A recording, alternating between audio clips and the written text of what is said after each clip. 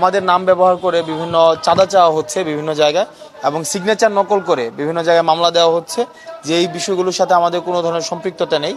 আমরা আজকে দুদকের কাছে এসেছি, আমরা এইরকম খবর পেয়েছি আমাদের নাম ব্যবহার করে অসুধ উপায়ে সুবিধা নেওয়ার চেষ্টা করা হয়েছে।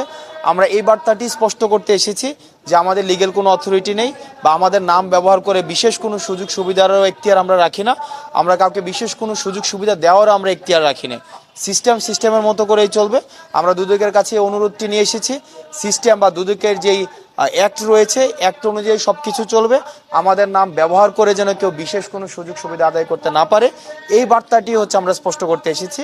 এবং সারা বাংলাদেশের বিভিন্ন জায়গায় আমরা দেখেছি যে সমন্বয়ক পরিচয়ে বা আমাদের সিগনেচার নকল করে মামলা দেওয়া হচ্ছে, হয়রানি করা হচ্ছে। বিভিন্ন রাজনৈতিক দল তারা নিজের পরিচয় ব্যবহার করে যেহেতু তাদের স্বার্থ হাসিল করতে পারছে না, আমাদেরকে বিতর্কিত করার মধ্য দিয়ে আমরা